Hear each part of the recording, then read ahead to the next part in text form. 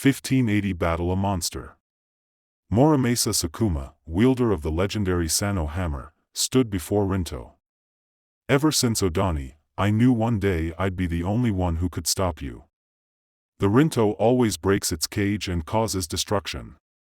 It's been ongoing for years. But this time, it's going to be different. This time you will face me. I am the mighty Muramasa Sakuma. This strike will be enough power to level a mountain. Not even a beast like you can survive this. Witness the power of Muramasa Sakuma.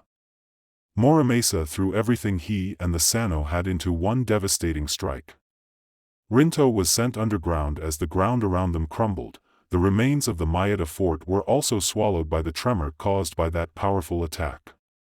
Rest well, Naomasa, you have been avenged. It was the least I could. Muramasa stopped mid-sentence, in awe of what he was seeing. Not only had Rinto survived his full power strike, but he also looked unharmed.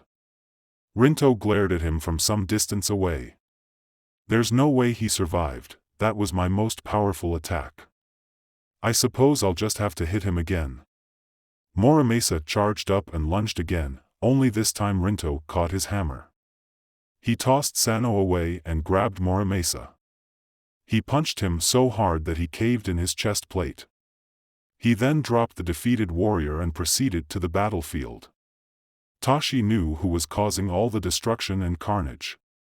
Tashimasu, I'm sorry. I thought we had more time.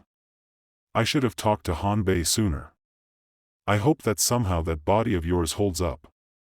The only problem is that I'm not sure we're strong enough to stop the monster inside you. Hanbei was receiving the truth. Rinto is free. This is bad. I never imagined we would have to fight it. I almost died sealing it at half strength. The brave Oda rearguard engaged the rageful beast, but they only served to anger it and thus strengthen it. As the death toll rose and the carnage littered the battlefield, Hanbei ran to Hideyoshi. Hideyoshi, you must fly to our naval commanders and tell them to fire everything they have at the Rinto. Hideyoshi didn't ask questions. He knew that it must have been serious if the normally relaxed Hanbei was this worked up. He promptly did as instructed.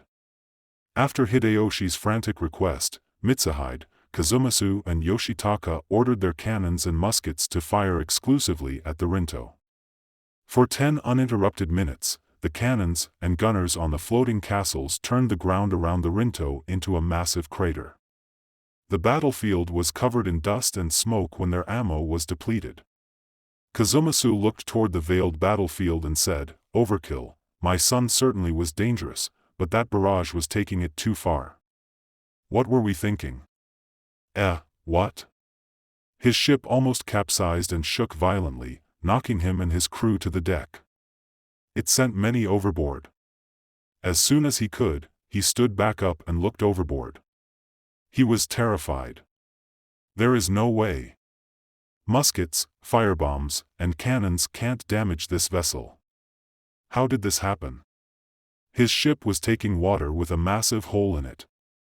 This indestructible, unsinkable ship was now sinking, and the culprit was still at large.